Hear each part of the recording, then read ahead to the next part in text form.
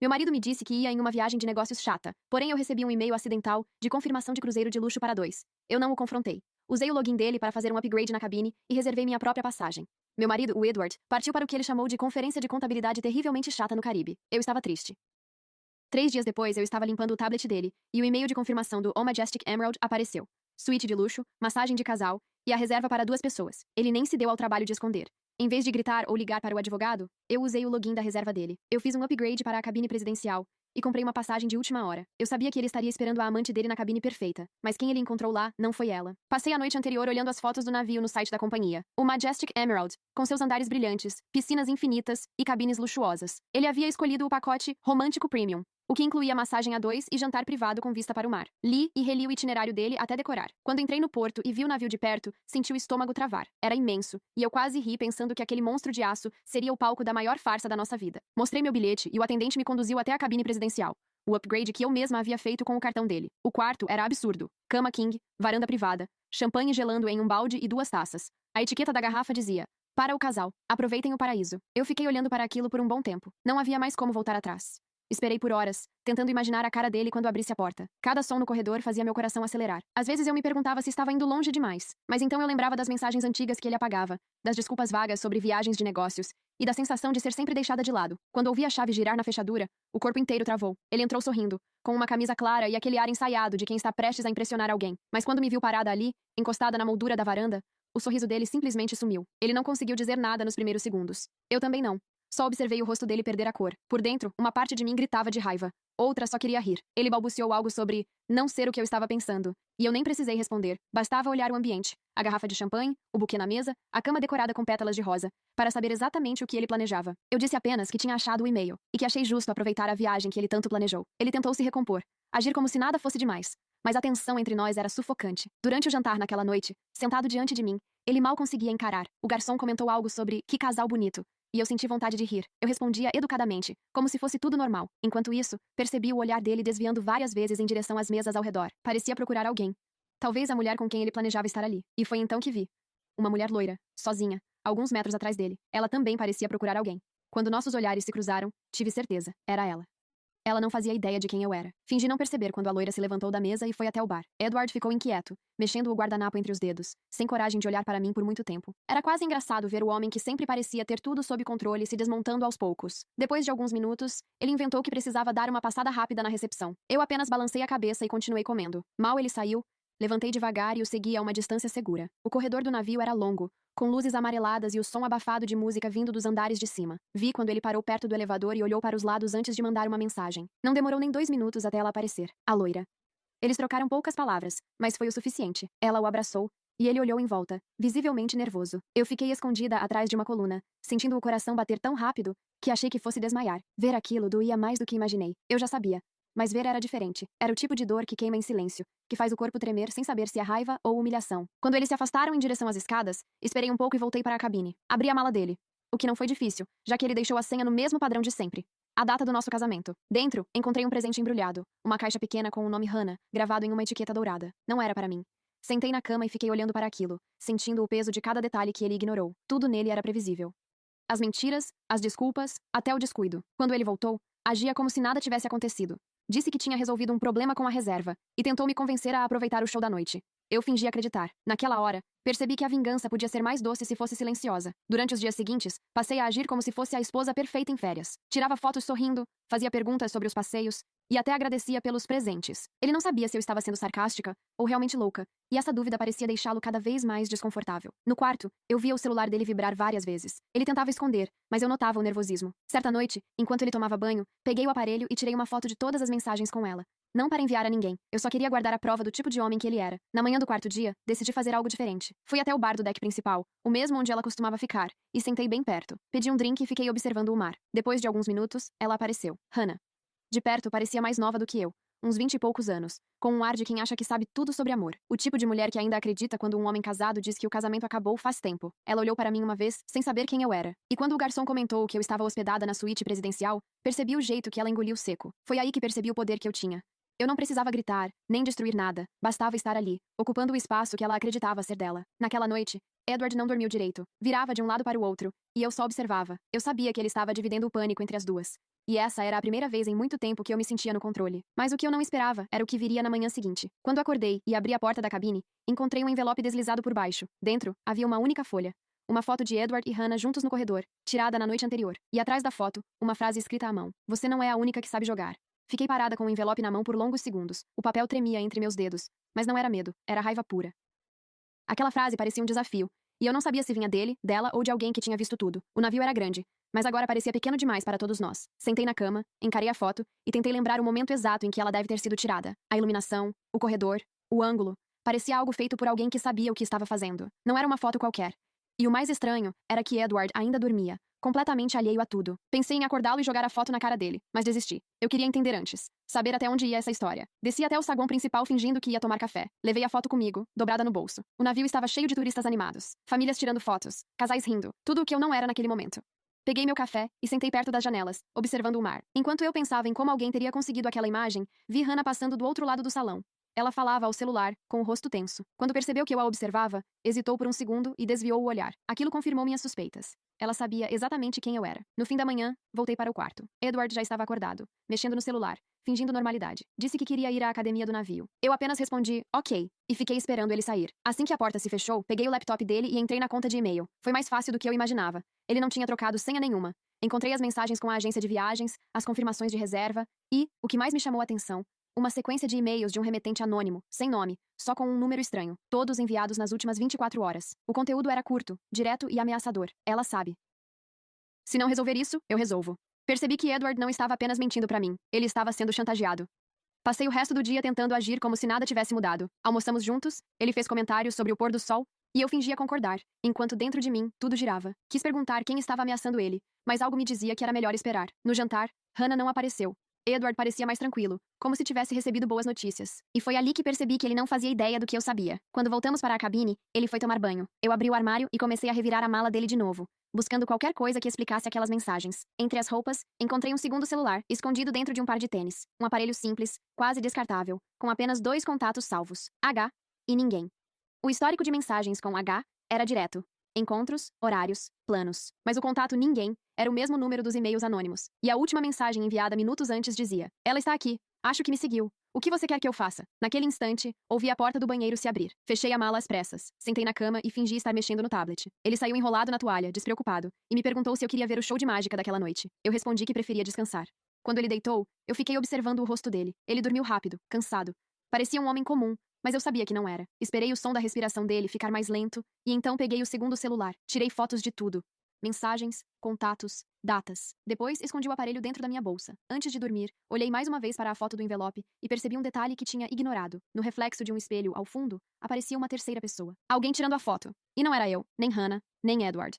Alguém estava observando todos nós. Passei a noite quase sem dormir, olhando fixamente para a foto e tentando entender quem era aquela terceira pessoa no reflexo. O rosto estava parcialmente encoberto, mas o uniforme branco e o crachá pendurado no pescoço eram inconfundíveis. Um funcionário do navio. Isso mudava tudo. Não era mais uma questão apenas entre eu, Edward e Hannah. Alguém da tripulação sabia do caso. E estava usando isso. Quando o sol começou a nascer, Edward ainda dormia. Eu me levantei devagar, peguei o celular dele e o segundo aparelho, e saí da cabine fingindo que ia pegar café. No elevador, senti o coração acelerado, mas a raiva me mantinha firme. Fui direto à recepção e pedi discretamente para falar com o gerente de segurança. Disse que havia recebido uma foto estranha na porta do meu quarto. O homem, chamado Paul, me levou até uma pequena sala de monitoramento. Expliquei de forma genérica, sem citar o caso extraconjugal. Mostrei a foto impressa, focando na presença do funcionário no reflexo. Ele olhou com atenção, digitou algo em um computador e disse que tentaria identificar quem era. Pediu para eu não comentar com ninguém até entenderem o que estava acontecendo. Quando voltei à cabine, Edward já estava acordado. Ele me olhou com uma expressão estranha. Tensa, desconfiada. Perguntou onde eu tinha ido tão cedo. Eu respondi que fui pegar café e caminhar no deck. Ele apenas assentiu, mas percebi que não acreditou. O dia seguiu arrastado.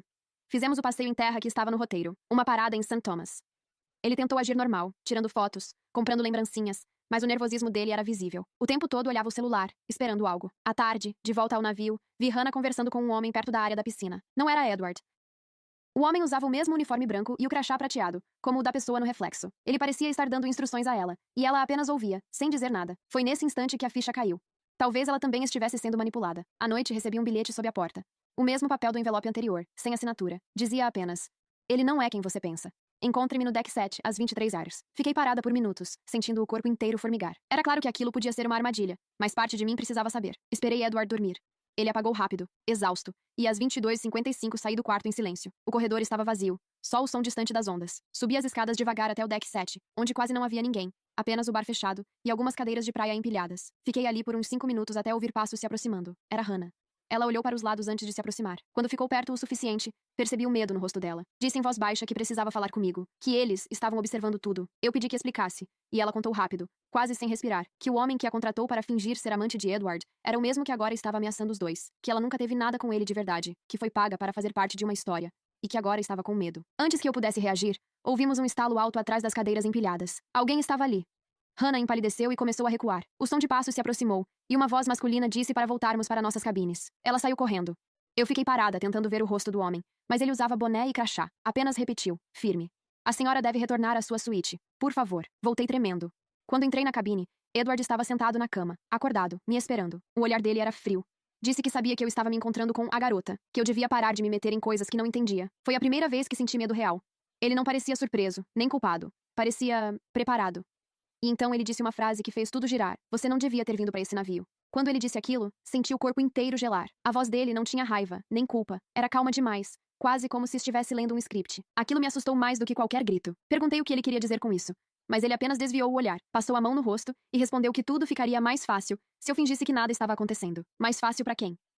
Ele deitou na cama e fechou os olhos, como se tivesse encerrado a conversa. Eu fiquei parada, sem conseguir mover um músculo. A frase dele ecoava na minha cabeça repetidas vezes. Quando finalmente consegui respirar fundo, fui até o banheiro, travei a porta e sentei no chão frio, tentando processar. Aquilo não era mais um simples caso de traição. Tinha algo maior acontecendo. E Edward estava no centro de tudo. Peguei o segundo celular, o que ele escondia, e liguei o modo avião. Queria impedir qualquer rastreamento. Depois analisei de novo as mensagens trocadas com o contato ninguém. Eram curtas, mas havia um padrão. Algumas palavras se repetiam. Contrato, entrega, documentos, limpar rastros. Nenhuma delas parecia ligada a uma relação amorosa. Ele não estava só traindo. Ele estava envolvido em algo perigoso. Na manhã seguinte, ele agiu como se nada tivesse acontecido. Tomou café, falou do passeio do dia, e até me ofereceu um suco como se estivéssemos em uma segunda lua de mel. A calma dele era ensaiada, mas o olhar, vazio.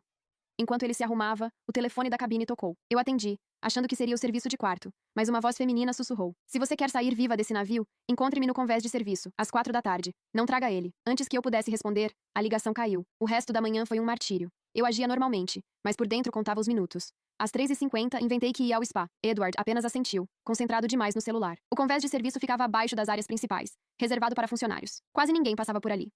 O ar era abafado e cheirava a óleo e maresia. Quando virei o corredor estreito, vi Hannah encostada em uma parede, com o rosto pálido e os olhos cheios de medo. Ela me entregou um pendrive e disse que precisava desaparecer, que aquele era o seguro dela. Antes que eu pudesse perguntar qualquer coisa, alguém chamou o nome dela por um rádio próximo. Ela me olhou desesperada e sussurrou. Eles sabem. Saiu correndo pelo corredor oposto. Eu fiquei parada por alguns segundos, segurando aquele pendrive como se fosse uma bomba. Voltei para o andar de cima e entrei em um banheiro vazio. Pluguei o pendrive no meu tablet, rezando para não travar o sistema. Havia apenas uma pasta. Documentos. Dentro, dezenas de arquivos em PDF. As primeiras páginas eram contratos da empresa onde Edward trabalhava, mas havia algo estranho. Os valores, as assinaturas, as transferências para contas estrangeiras. Tudo parecia forjado. E o nome dele estava em todas as páginas. Meu marido estava lavando dinheiro. Fechei o tablet e senti um nó subir pela garganta. Então era por isso. A viagem de negócios era uma desculpa perfeita. O cruzeiro era usado para encontros discretos e entregas sigilosas. E eu, ao aparecer ali, tinha atrapalhado um esquema inteiro. Voltei para a cabine tentando disfarçar o pânico. Edward estava na varanda, olhando o mar, fumando. Algo que ele raramente fazia. Quando me viu, deu um sorriso tenso e perguntou se eu estava aproveitando. Respondi apenas que sim, e sentei na cama, escondendo o tablet debaixo da almofada. Durante o jantar, notei que 3 homens que eu nunca tinha visto antes passaram pela nossa mesa. Usavam crachás dourados, diferentes dos da tripulação comum. Um deles olhou diretamente para mim, e então cochichou algo no ouvido de Edward antes de sair. Ele ficou branco. Depois disso, não disse mais uma palavra durante toda a refeição. Mais tarde, já no quarto, ele ficou andando de um lado para o outro. De repente, se virou e disse com a voz firme que eu precisava arrumar as malas, que o navio chegaria a San Juan pela manhã e que deveríamos desembarcar ali por segurança. Perguntei o que estava acontecendo, mas ele só respondeu: se eu te contar agora, eles nos jogam no mar antes do amanhecer. A frase dele ficou girando na minha cabeça o resto da noite. Eles nos jogam no mar. A maneira como ele disse isso, sem hesitar, sem dramatizar, me fez entender que ele falava sério. Não era metáfora, nem exagero. Era aviso. Ele passou horas andando pela cabine, checando o celular, olhando pela varanda, abrindo e fechando as malas. Eu não ousava perguntar nada. Sabia que cada palavra podia ser a faísca errada. Por dentro, o medo era tão intenso que eu senti o corpo formigar, mas mantive o rosto neutro, fingindo calma. Quando finalmente deitou, eu fiquei acordada observando o relógio. Às 5h45 da manhã, ouvi batidas leves na porta. 3 toques curtos, um intervalo, mais 2. Edward se levantou na hora. Pegou o segundo celular, colocou no bolso e sussurrou apenas: fica aqui. Se eu não voltar em 30 minutos, desce pro convés 2. Procura a saída de emergência perto do cassino. Antes que eu pudesse perguntar o que isso significava, ele saiu. O silêncio que ficou foi ensurdecedor. Sentei na cama e olhei para a porta, tentando decidir se obedecia ou se o seguia. 30 minutos. Esperei 15. Aos 20, o desespero venceu. Peguei o pendrive e o tablet, enfiei na bolsa e saí. O navio ainda estava escuro. Pouca gente circulava. Fui seguindo o som dos motores até o convés inferior. Ali, o ar era mais denso, quente. Vi duas figuras paradas perto de uma porta de serviço. Uma delas era Edward. A outra, um dos homens de crachá dourado. Eles discutiam em voz baixa, mas pela tensão dos gestos dava para entender que não era conversa amigável. De repente, o homem empurrou Edward contra a parede e apontou o dedo no rosto dele. Não consegui ouvir o que disse, mas a expressão de Edward me congelou. Era medo puro. Quando o homem foi embora, Edward ficou parado um tempo, respirando fundo, até que olhou para trás e me viu. Por um instante, o olhar dele misturou alívio e desespero. Ele veio rápido até mim, segurou meu braço e disse: "Você não devia ter saído do quarto. Agora eles sabem que você também viu." Eu perguntei quem eram eles. Ele respondeu apenas: "Pessoas que me pagaram para fazer o que eu fiz. E que não querem testemunhas." Antes que eu pudesse entender, o alto-falante do navio anunciou a chegada em San Juan. Edward me puxou pelo braço e fomos em direção às escadas. Eu ainda tentava processar as palavras dele, mas ele andava rápido demais, quase correndo. Chegamos à área do desembarque. A fila de passageiros se formava, mas Edward desviou, levando-me por um corredor lateral. Passamos por uma porta marcada "tripulação apenas." Eu hesitei, mas ele insistiu, dizendo que seria mais seguro. Atravessamos um corredor estreito e saímos em uma área de carga. Lá, dois homens esperavam. Um deles era o mesmo que o empurrara antes. Edward parou. Soltou minha mão. O olhar dele mudou. Disse apenas: "É melhor assim." Um dos homens me segurou pelo braço, e o outro entregou uma pasta preta para Edward. Ele abriu, verificou o conteúdo e assentiu. Eu entendi tudo. Ele estava entregando algo. E me entregando junto. Comecei a gritar, mas o barulho dos motores abafava tudo. Foi quando uma terceira pessoa surgiu do corredor. Hannah. Ela estava ofegante, com o cabelo preso e o rosto coberto de suor. Gritou para eu correr e jogou algo no chão. Uma lata pequena que explodiu em fumaça. Os homens se distraíram, tossindo, e eu saí correndo sem olhar para trás. Hannah me puxou por um dos corredores laterais e me empurrou para dentro de um compartimento estreito cheio de caixas. Fechou a porta e disse, entre respirações curtas: "Eles iam te tirar do navio, eu vi tudo. Você precisa sair antes do meio-dia." Perguntei onde estava Edward, e ela respondeu fria: "Se ele tiver sorte, já está longe." Tirei o pendrive da bolsa e mostrei para ela. Perguntei se era isso que eles queriam. Ela assentiu. Disse que aquele arquivo não era só sobre lavagem de dinheiro. Continha registros de transferências para nomes falsos, passagens diplomáticas e uma lista de pessoas envolvidas. Edward achou que podia esconder o esquema fingindo uma viagem romântica, ela disse. Mas o cruzeiro é o disfarce deles. O dinheiro vem e vai por aqui, todo mês. O navio balançou. O alto-falante anunciou nova checagem de desembarque. Hannah me entregou uma credencial falsa e mandou que eu usasse para sair entre os funcionários. Quando abri a porta, o corredor já estava vazio. Olhei para trás e ela ainda estava lá, me encarando com olhos cansados. "Se você sair viva, entrega isso para a polícia e nunca mais fala o nome dele." Foi a última vez que a vi. Caminhei até a saída, misturada entre funcionários, o coração quase saindo pela boca. Quando pisei no porto de San Juan, o calor me atingiu como uma onda. Estava livre, ou achava que estava. No meio da multidão, olhei para trás. O navio ainda estava lá, imenso, silencioso. E na varanda da suíte presidencial, vi uma silhueta parada, observando Edward. Ele me viu e sorriu. Aquele sorriso me paralisou. Não era de deboche, nem de raiva. Era o tipo de sorriso calmo de quem já venceu. Edward me observava da varanda da suíte presidencial, como se soubesse exatamente onde eu estaria. Como se tudo, até a minha fuga, fizesse parte de algo que ele mesmo tinha planejado. Senti o ar travar no peito. Dei um passo para trás, tentando raciocinar. Se eu podia vê-lo, ele também podia me ver claramente. Então, antes que o navio zarpasse de novo, virei as costas e entrei no meio da multidão. Não olhei mais para trás. Caminhei sem rumo pelo porto até achar um pequeno café. Pedi um copo d'água, sentei no canto e deixei a bolsa no colo. Só ali percebi que minhas mãos tremiam sem parar. Tirei o pendrive e o tablet, mas o Wi-Fi do lugar era fraco. Mesmo assim, consegui abrir novamente os arquivos e conferir os nomes listados. Não eram apenas documentos da empresa de Edward. Havia assinaturas de executivos de bancos, registros de políticos, até nomes ligados a navios de carga e empresas de fachada em paraísos fiscais. Era uma rede inteira. E o navio, o Majestic Emerald, era apenas um ponto do esquema. A cada página, a sensação de perigo aumentava. Eu não era uma traída tentando se vingar. Eu era uma testemunha de algo muito maior. Pensei em ir direto à polícia, mas o medo falou mais alto. Se Edward ainda estava solto e sorrindo, é porque ele tinha proteção. Eu não sabia em quem podia confiar. Peguei um táxi e pedi para o motorista me levar a um hotel pequeno, o mais longe possível do porto. Entrei com a credencial falsa que Hannah me dera e paguei em dinheiro. Passei o resto do dia trancada no quarto, sem tirar os sapatos, esperando algum sinal. Uma ligação, uma batida na porta, qualquer coisa. O silêncio era quase insuportável. À noite, finalmente liguei o tablet novamente e conectei à internet. Criei um e-mail anônimo e enviei uma cópia dos arquivos para mim mesma, para garantir que não perderia nada. Depois, mandei tudo para o FBI, usando o endereço público de denúncias financeiras. Escrevi apenas uma frase no corpo do e-mail. Eles usam o cruzeiro, o Majestic Emerald, para lavar dinheiro. Meu marido, Edward Collins, está envolvido. Apertei enviar com as mãos tremendo. Logo depois, apaguei tudo, desliguei o tablet e sentei na cama. Pensei em Hannah e torci para que ela tivesse conseguido escapar. Pensei também em Edward e em como aquele sorriso me perseguia. Dormir foi impossível. A cada barulho do corredor, eu acordava achando que alguém estava vindo. Na manhã seguinte, liguei a TV e quase deixei o controle cair. A notícia falava de um incidente a bordo do Majestic Emerald. O cruzeiro havia interrompido o trajeto após uma emergência médica. Um passageiro encontrado morto em sua cabine. Nenhum nome divulgado ainda. Meu corpo inteiro congelou. Tentei achar mais detalhes online, mas as matérias eram vagas. Apenas mencionavam que a tripulação estava colaborando com as autoridades e que o cruzeiro havia voltado para o porto anterior. Nenhum passageiro identificado. Durante horas, fiquei alternando entre choque e culpa. Será que era Edward? Parte de mim queria acreditar que sim, que tudo tinha acabado ali. Outra parte não conseguia confiar nessa sorte. À tarde, o hotel recebeu uma ligação pedindo para confirmar se havia uma senhora Collins hospedada. A recepcionista respondeu que não havia ninguém com esse nome, exatamente como eu tinha instruído. Ainda assim, o medo me travou. Eu estava sendo procurada. Peguei minhas coisas e saí pelos fundos, trocando de roupa em um banheiro público. Cortei o cabelo em um salão qualquer e comprei uma mala nova. Peguei o primeiro ônibus para o interior de Porto Rico, sem destino certo. 3 dias depois, quando finalmente criei coragem de abrir o tablet novamente, encontrei uma única mensagem na caixa de entrada do e-mail anônimo que usei para denunciar. Recebemos seus arquivos. Proteja-se. Ele não morreu. Fiquei olhando para a tela por um tempo, sem conseguir respirar. No mesmo instante, o tablet vibrou com uma nova notificação. Uma mensagem sem remetente. Apenas um número desconhecido. Você devia ter ficado no navio. E deixei o tablet cair. Não sei como ele me encontrou, nem quanto tempo eu ainda teria antes de ele aparecer de novo. Mas naquele momento, entendi que Hannah estava certa. Edward não era apenas infiel. Ele era parte de algo que não terminava no mar. E agora, eu também era. Joguei o tablet na cama e fiquei olhando para a mensagem por alguns segundos, tentando convencer a mim mesma de que podia ser coincidência, algum trote, qualquer coisa. Mas aquele... E, no fim, era inconfundível. Edward sempre assinava mensagens pessoais desse jeito. Sempre. O medo veio como um soco no estômago. Fechei as cortinas do quarto, desliguei o Wi-Fi, tirei a bateria do tablet e do celular. Fiquei ali, imóvel, tentando ouvir qualquer ruído no corredor. Por um momento, jurei ter ouvido passos parando em frente à porta, mas ninguém bateu. Eu sabia que não podia ficar parada. Peguei o pendrive, o passaporte, algum dinheiro e saí pela janela dos fundos do hotel. Caminhei até a rodoviária com a mala pequena que tinha comprado no dia anterior e comprei uma passagem de ônibus para Mayagüez, o ponto mais afastado do litoral que encontrei. Durante o trajeto, a cabeça rodava. Tentei colocar tudo em ordem. Edward, Hannah, os homens de crachá dourado, os arquivos. Era grande demais. E eu tinha me tornado o tipo de pessoa que todos querem silenciar. Passei os 2 dias seguintes escondida em um quarto alugado de uma senhora idosa que não fazia perguntas. Eu quase não dormia. Sonhava com o mar, com o reflexo do funcionário na foto, com o rosto de Edward se desfazendo em fumaça. Na terceira noite, algo aconteceu. Por volta das 2 da manhã, ouvi o som de um carro estacionando perto da casa. Esperei.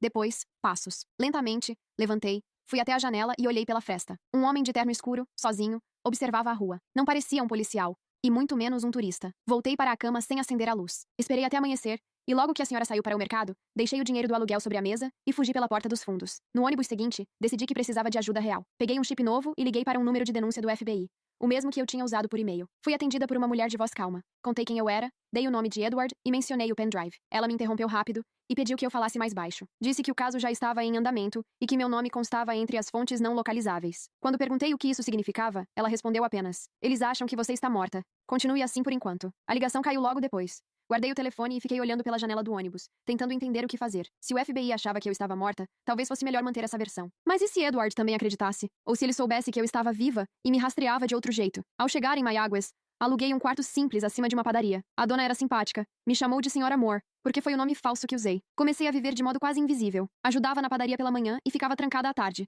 tentando juntar coragem para abrir o pendrive de novo. Depois de uma semana, o noticiário local trouxe uma manchete que me fez parar de respirar. Navio de luxo Majestic Emerald, investigado por esquema internacional de corrupção. As imagens mostravam agentes federais embarcando, documentos sendo recolhidos, executivos detidos. Nenhuma menção a Edward.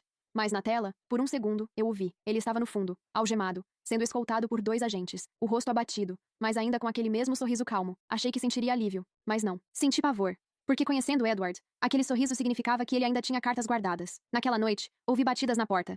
2 curtas, uma longa. O mesmo padrão de quando ele saíra da cabine do navio.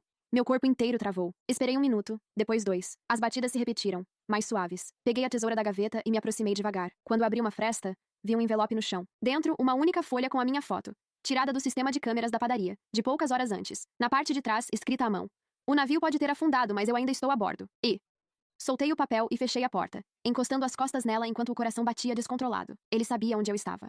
Ou alguém sabia por ele. Peguei o pendrive e fiquei olhando para ele por longos minutos. Era a única coisa que me dava alguma chance. Se eu desaparecesse, ninguém mais saberia a verdade. Amanhã vou tentar atravessar para os Estados Unidos continentais. Já consegui uma passagem de barco até a Flórida. Se der certo, entrego tudo pessoalmente às autoridades. Mas se não der, se eu sumir de vez, quero que alguém encontre isso.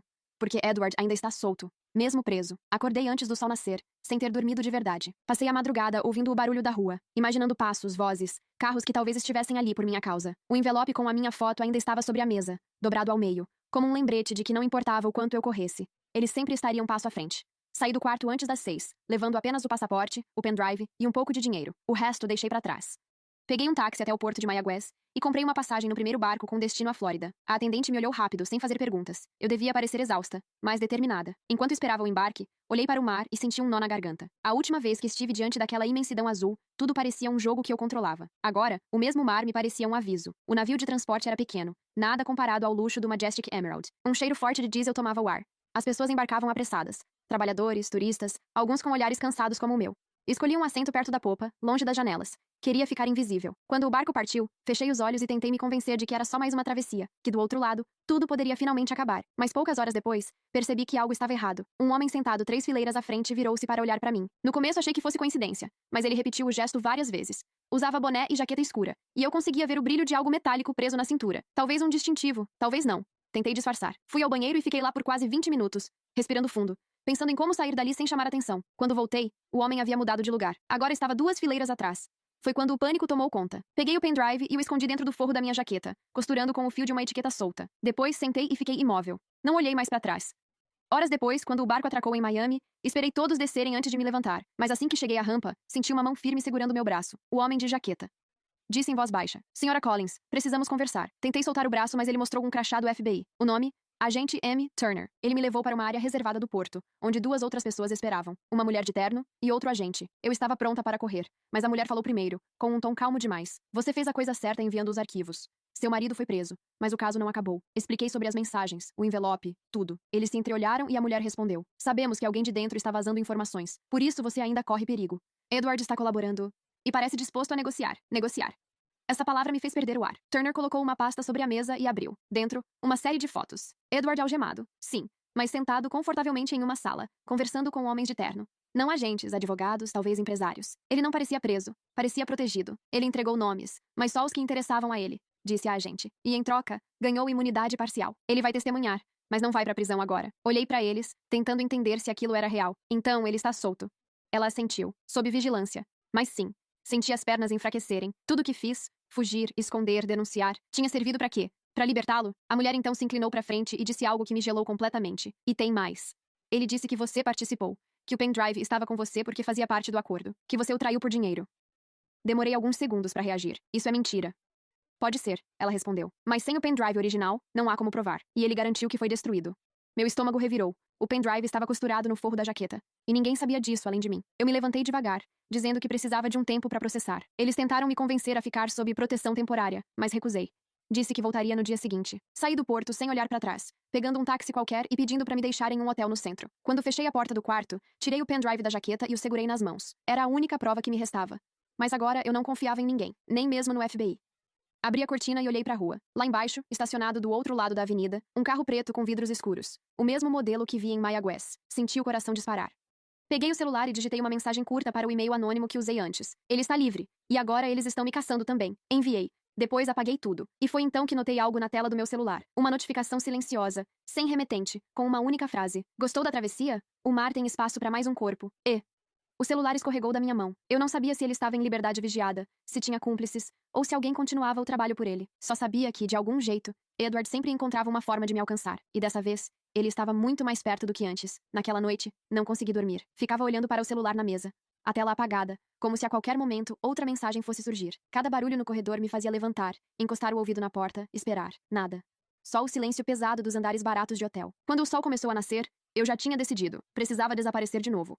Só que antes, teria que garantir que as provas saíssem das minhas mãos. Peguei o pendrive e fui até uma lan house 24 horas no centro. Era o tipo de lugar esquecido, com luzes piscando e máquinas velhas. Conectei o pendrive e copiei todos os arquivos para um servidor em nuvem protegido, criando 3 links diferentes, todos com senhas distintas. Enviei um para mim mesma, outro pro e-mail do FBI e o terceiro para um jornalista investigativo de Nova York, cujo contato encontrei em uma matéria antiga. A senha era uma só palavra: Emerald. Saí da lan house com a sensação de que ainda tinha uma chance. Pequena, mas real. Voltei ao hotel apenas para pegar minha mala. Quando entrei no quarto, o cheiro de perfume masculino me fez parar. Era o mesmo que Edward usava. Um cheiro caro, discreto, impossível de confundir. O quarto parecia intacto, mas percebi detalhes sutis. A cortina estava um pouco aberta, e a toalha que deixei na cadeira havia sido movida. Ele esteve ali. O pânico veio rápido. Peguei minhas coisas e desci as escadas correndo, sem esperar o elevador. Na rua, tentei achar um táxi, mas um carro preto virou a esquina. O mesmo modelo, a mesma placa que vi em Mayagüez. Corri. Entrei no primeiro estacionamento aberto, me escondendo entre os carros. O veículo preto passou devagar, os vidros escuros impossíveis de ver através. Fiquei ali, agachada, até que o som do motor sumiu. Só então percebi que ainda segurava o pendrive. Eu não devia ter trazido comigo. Se ele queria isso, eu era o alvo perfeito. Peguei um ônibus qualquer para fora da cidade, rumo ao norte. O destino no letreiro dizia Jacksonville. Não importava para onde, desde que fosse longe. Durante a viagem, tentei me convencer de que talvez o perfume fosse só coincidência, que a paranoia estava me corroendo. Mas quando parei para usar o banheiro em uma das paradas, vi uma mensagem escrita com marcador preto no espelho do lavatório. Emerald, senha errada. Fiquei olhando pro espelho, tentando entender. Era impossível alguém saber da senha. Eu não tinha falado para ninguém. Não tinha escrito em lugar nenhum. De repente, o alto-falante anunciou que o ônibus sairia em 5 minutos. Saí apressada, e quando olhei pro estacionamento, o carro preto estava ali, parado. O mesmo. O motorista gritou que era a última chamada. Eu subi as escadas correndo, o coração disparado. O ônibus partiu, e só então percebi que estava chorando. Horas depois, já à noite, o veículo parou num posto de gasolina. Todo mundo desceu para comer algo, e eu fiquei sentada, fingindo dormir. O motorista saiu para fumar, e o interior ficou vazio. Foi quando o meu celular vibrou. Uma notificação. Sem som. Mensagem desconhecida. Olhe para trás. Congelei. Virei devagar. Na última fileira do ônibus, um homem sentado, boné abaixado. Eu juro que não o vi subir. Me levantei e corri pro corredor, mas ele também se levantou. Saí do ônibus antes mesmo de calçar o outro tênis, tropeçando na escada. Entrei no posto e me escondi no banheiro feminino. Tranquei a porta e fiquei ouvindo as vozes lá fora. O motorista chamava os passageiros. O homem do boné respondeu. Ele dizia que eu estava no ônibus, que tinha ido pegar água. Eu segurei o choro. Esperei o máximo que pude. Quando o som do motor do ônibus se afastou, abri a porta devagar. A rodovia estava escura, deserta. Peguei uma estrada lateral e comecei a andar. A mala era pesada, mas o medo me fazia continuar. Andei por horas até ver as luzes de uma pequena cidade. Parei em frente a uma delegacia. Por um instante pensei em entrar, mas uma dúvida me travou. E se eles também estivessem com ele? No letreiro da delegacia, havia uma bandeira americana desgastada pelo tempo. Sentei no meio-fio, exausta, tentando respirar. Foi então que percebi algo dentro da bolsa. Um papel dobrado, que eu não lembrava de ter colocado ali. Abri. A mesma caligrafia, a mesma tinta preta. O mar é grande, mas o rastro que você deixa é sempre o mesmo. Deixei o papel cair. Ele ainda estava me seguindo. Talvez nunca tivesse parado. Naquela madrugada, comprei uma passagem de trem para Nova York. Não havia mais fuga. Apenas uma direção. Entregar tudo, cara a cara, para alguém que não pudesse ser comprado. Mas no fundo, uma parte de mim já sabia. Edward sempre chegava primeiro. O trem partiu pouco antes das 6 da manhã. Eu me sentei no último vagão, perto da janela, com o pendrive escondido na barra da calça e o celular desligado. O bilhete dizia que a viagem até Nova York levaria quase 20 horas. 20 horas de incerteza, de olhos presos ao reflexo do vidro, tentando descobrir se eu estava sendo seguida. O cansaço era tanto que, por volta do meio-dia, adormeci. Quando acordei, já era tarde. E o trem fazia uma parada rápida em Savannah. O sol entrava forte pelas janelas, e por alguns segundos, achei que o pesadelo estava acabando. Mas então vi algo que me gelou por dentro. Na plataforma, do lado de fora, um homem encostado em um pilar, mexendo no celular. Boné escuro. Jaqueta preta. Mesmo porte. O mesmo de antes. Ele levantou o olhar e me viu. Levantei antes que o pânico tomasse conta, e entrei no banheiro do vagão. Tranquei a porta, e respirei fundo. Tentei pensar. Ele não podia estar em todos os lugares. Talvez fosse outro homem. Talvez fosse só minha mente destruída por dias de medo. Mas no fundo, eu sabia. Era ele. Fiquei lá até o trem voltar a se mover. Quando saí, o vagão estava quase vazio. Sentei em outro assento e deixei o capuz do moletom cobrir metade do rosto. As horas seguintes se arrastaram. Eu revia mentalmente cada detalhe dos arquivos, cada nome, cada número. Tudo apontava para um esquema muito maior do que Edward. E agora eu estava no meio dele. À noite, o trem reduziu a velocidade. Um aviso soou pelos alto-falantes. Interrupção temporária devido à manutenção na linha. As luzes piscaram. Eu me levantei olhando em volta. Foi quando notei o mesmo homem caminhando lentamente pelo corredor, vindo em minha direção. Olhei para trás. O último vagão estava vazio, sem saídas. Ele se aproximava, passo a passo, sem pressa. O olhar firme, como se já soubesse que eu não tinha para onde ir. Antes que ele chegasse perto o bastante, corri. Abri a porta que dava para o espaço entre os vagões e senti o vento bater com força. O trem ainda estava em movimento, devagar, mas não o suficiente para saltar sem risco. O homem gritou alguma coisa. Não entendi as palavras, e puxou algo do bolso. O brilho metálico me fez agir por instinto. Subi na escada lateral e atravessei para o vagão seguinte. Ele veio atrás. As pessoas começaram a gritar. O barulho se espalhou. Eu corri até o outro extremo, empurrando passageiros, até encontrar o condutor. Gritei que havia um homem armado. Ele travou a porta automática entre os vagões e chamou a segurança do trem. Eu fiquei ali, tremendo, segurando no encosto da cadeira para não cair. Quando os agentes entraram, o homem do boné já não estava mais. Vasculharam todo o trem. Nada. Nenhum sinal dele. O condutor me olhou, desconfiado, como quem não sabia se devia acreditar em mim. Pediu meus documentos, e eu entreguei o passaporte falso. Ele fez uma anotação, devolveu, e disse que avisaria a polícia na próxima parada. Mas eu sabia que, se esperasse pela polícia, talvez nunca chegasse viva a Nova York. Então, quando o trem parou em Richmond, para a troca de tripulação, desci. Misturei-me entre os passageiros e saí pela estação. Caminhei sem olhar para trás, até encontrar um motel barato na beira da estrada. Tranquei a porta do quarto e sentei no chão, o corpo inteiro tremendo. Precisava de ajuda. Mas de quem? Liguei o tablet, entrei na nuvem e vi algo novo. O link que eu havia enviado ao jornalista de Nova York estava aberto. A notificação dizia: arquivo baixado há 17 minutos. Ele recebeu. A esperança veio como um sopro de ar. Talvez, finalmente, alguém fizesse algo. Mas a sensação durou pouco. Segundos depois, outra mensagem apareceu na tela. um e-mail anônimo, sem remetente, com o assunto muito tarde. Abri. Dentro, apenas uma foto. Edward, sentado em uma sala de interrogatório. Sorrindo. Atrás dele, o jornalista. O mesmo homem para quem eu havia enviado o link. Meu corpo travou. A mensagem vinha com uma frase curta. Ele não precisava te encontrar. Você já o procurou. Fechei o tablet e o joguei na cama. A imagem ficou gravada na minha mente. Edward estava livre. E agora, claramente, alguém dentro da imprensa também trabalhava com ele. Olhei pela janela do motel e vi faróis de carro iluminando o estacionamento. Um veículo preto parou em frente à recepção. 2 homens desceram. Peguei a jaqueta, o pendrive e saí pela janela dos fundos. Corri pela estrada, sem olhar para trás, até encontrar uma caminhonete estacionada com o motor ligado. O motorista era um senhor que entregava mantimentos. Pedi carona. Ele hesitou, mas quando viu o desespero no meu rosto, mandou eu entrar. Seguimos por quilômetros em silêncio. Quando ele perguntou para onde eu ia, respondi apenas: para qualquer lugar onde ele não possa me achar. Mas no fundo, eu já sabia. Edward sempre sabia. A caminhonete seguiu pela estrada deserta, e o som constante do motor era a única coisa que me impedia de desabar. O motorista, um senhor calado chamado Ben, não perguntou nada. Só dirigia de vez em quando lançando olhares rápidos para mim, tentando entender quem eu era e do que estava fugindo. Depois de algumas horas, ele parou num posto de gasolina pequeno, cercado por mata. Disse que precisava abastecer e tomar um café. Eu fiquei no veículo, observando cada carro que passava. Ninguém parecia nos seguir, mas o medo já tinha virado hábito. Ben voltou com 2 cafés e me entregou um copo. Eu agradeci. Ele perguntou se eu estava bem. Respondi que estava viajando para recomeçar. Ele assentiu como se tivesse acreditado. E seguimos viagem. Durante o trajeto, decidi olhar o pendrive uma última vez. Eu precisava saber se havia algo que ainda pudesse me ajudar. Conectei ao tablet, rezando para a bateria durar. Havia uma nova pasta que eu nunca tinha visto antes, chamada Last Transaction. Dentro, apenas um vídeo. Quando abri, o coração quase parou. A gravação mostrava uma sala de reunião, a mesma onde Edward havia sido interrogado, mas agora com outra pessoa sentada à frente dele. O jornalista. Eles conversavam calmamente, até que Edward pega o tablet e mostra exatamente o pendrive que estava comigo. O mesmo. Ele dizia, com aquele tom frio e calculado. Ela acha que está fugindo com a prova. Mas o que ela tem é apenas uma cópia. O original ficou comigo. Ela é só uma distração. O jornalista ri. E então, Edward acrescenta. Deixa que ela corra. Cada passo dela mantém os olhos longe de mim. Fechei o vídeo, sentindo o chão sumir.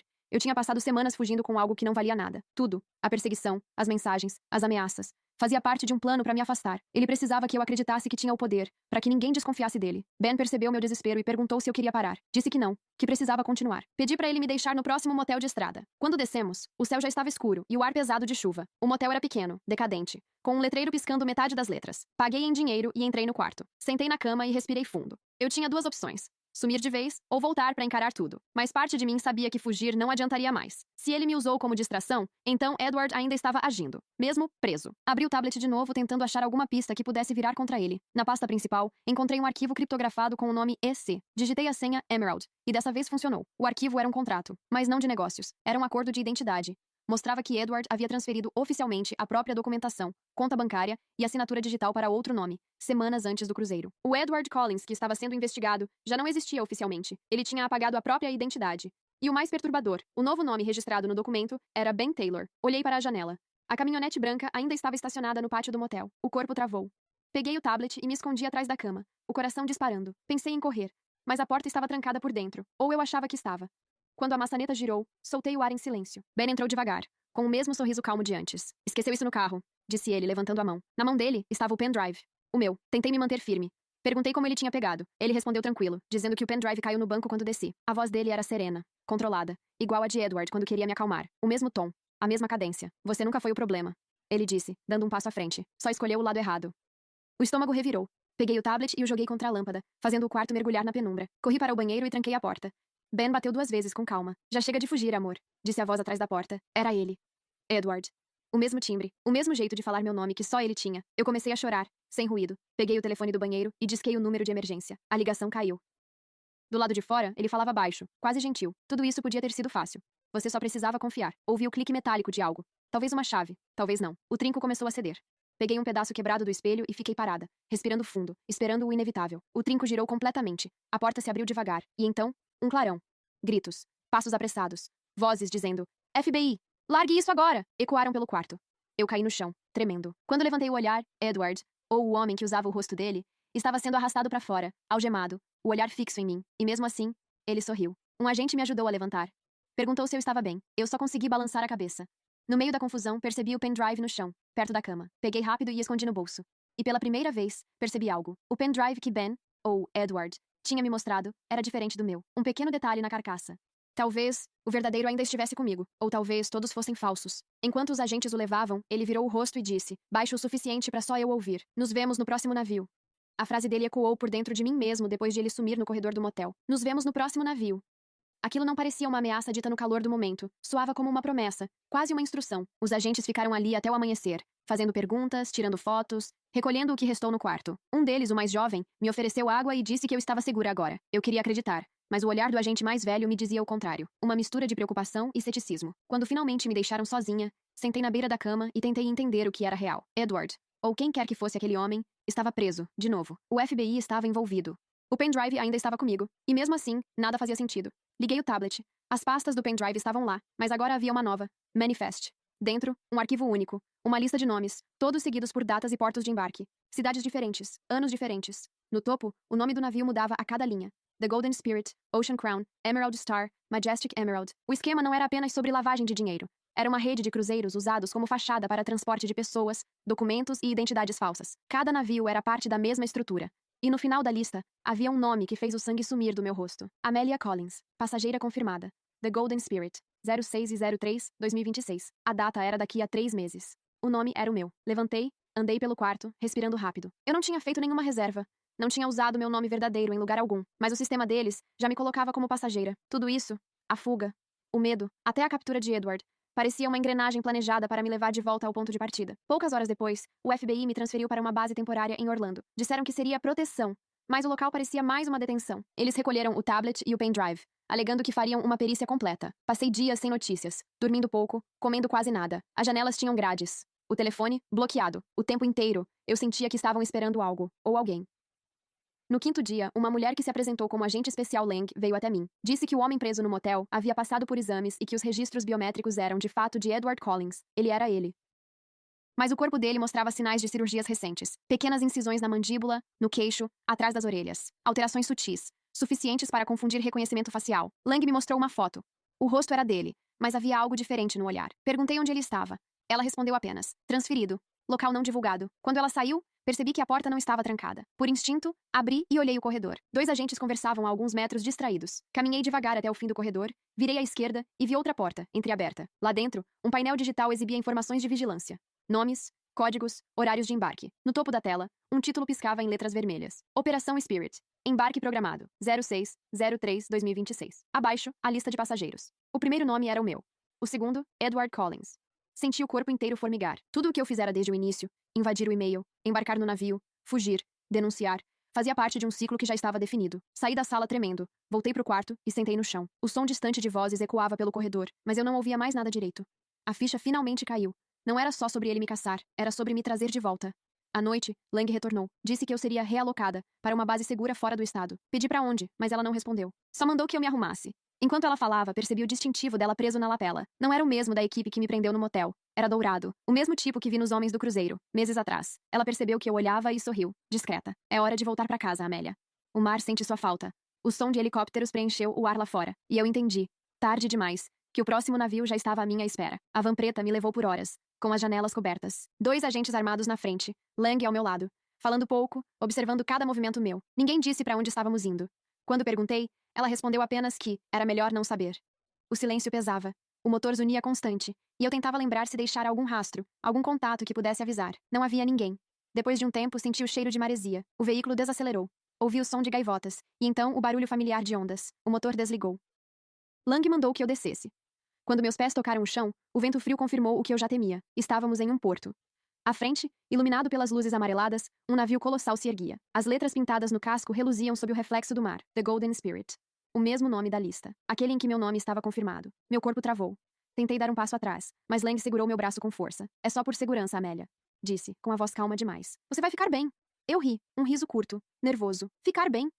Não havia nada de bem naquilo. Fui conduzida até uma passarela, e 2 homens de terno preto me acompanharam até o convés. Nenhum deles usava identificação visível. Lá dentro, o navio parecia vazio, silencioso. Um corredor extenso, cheirando a metal e desinfetante. Lang caminhava à frente, os saltos dela marcando o ritmo no piso. Por que eu? Perguntei, tentando manter a voz firme. Por que meu nome está nessa lista?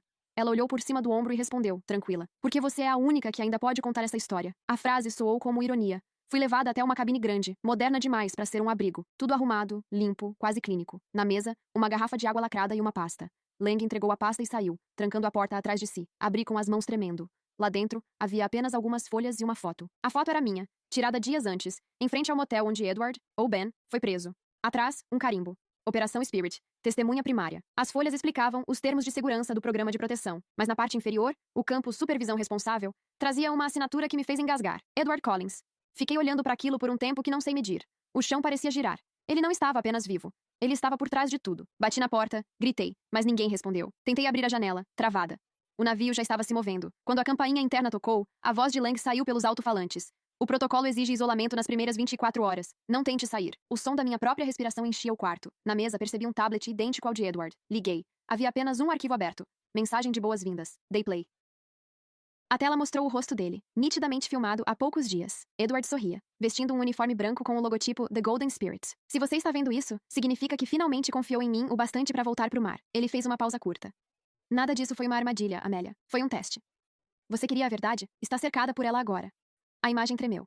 Ele se inclinou para frente, o rosto preenchendo a tela. Eu precisava de alguém inteligente o suficiente para sobreviver, mas previsível o bastante para não fugir para sempre. Parabéns. Você passou. O vídeo acabou. A tela ficou preta, e por um segundo eu pensei que tinha travado. Mas então o reflexo no vidro mudou. Vi minha própria imagem e atrás de mim, o vulto de alguém entrando na cabine. Virei rápido. Lang estava parada na porta, agora sem o crachá. Ela sorriu. Ele pediu para te entregar isso pessoalmente. Estendeu uma chave de cabine, dourada. Disseram que vocês sempre preferiam vista pro mar. Dei um passo para trás. Onde ele está? Perguntei. Ela respondeu ainda sorrindo. No convés superior, esperando o jantar. Por um instante pensei em correr, mas a curiosidade, ou talvez a necessidade de encerrar aquilo, foi mais forte. Peguei a chave. Saí da cabine, guiada pelo som distante de música instrumental.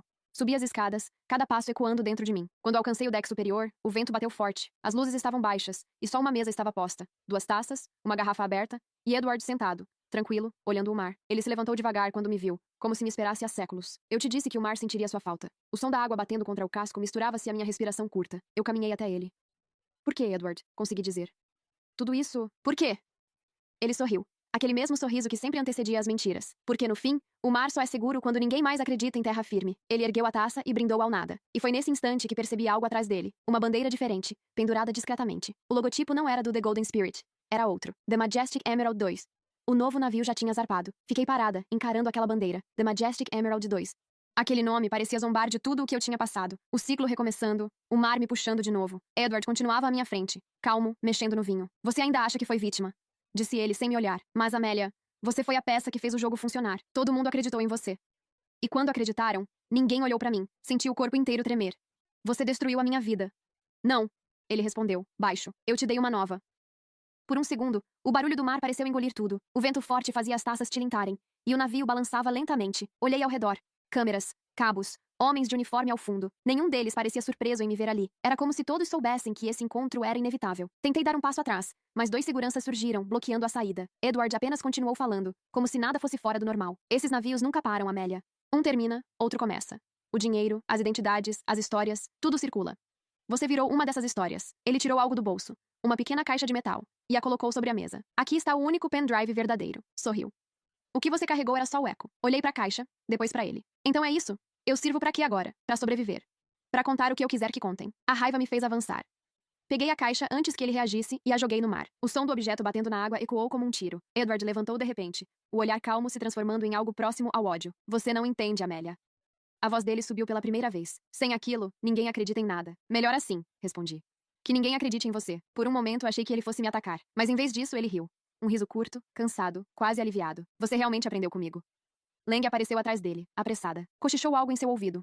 Edward respirou fundo, ajeitou o paletó e disse: O mar está mudando de direção. É hora de descer. Ele começou a andar na direção da escada que levava ao interior do navio. Lang o seguiu. Um dos seguranças tentou me empurrar também, mas parei no meio do convés. À distância, ouvi um alarme tocar. Primeiro baixo, depois alto.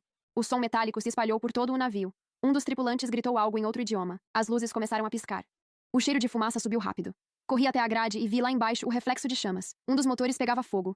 Gritos ecoavam, passos apressados, o caos crescendo. Lang surgiu de novo, segurando um rádio. Temos que sair, gritou para Edward, mas ele ficou parado, olhando para o fogo como quem vê uma velha amiga. Deixa queimar. Foi a última coisa que eu ouvi dizer. Corri até a lateral e vi os botes de emergência sendo baixados. O som do metal rachando era ensurdecedor. Lang desapareceu entre a fumaça. Edward ainda estava lá, imóvel, o vento batendo no rosto dele. Quando o navio começou a inclinar, pulei. A água gelada me cortou por inteiro. Subi à superfície, engolindo ar e sal, e olhei para trás. O Majestic Emerald Segundos ardia em chamas. Um clarão laranja contra o céu escuro. Um bote passou perto, e alguém me puxou para dentro. Eu tremia, sem conseguir falar. Um dos marinheiros perguntou meu nome. Amélia. Sussurrei.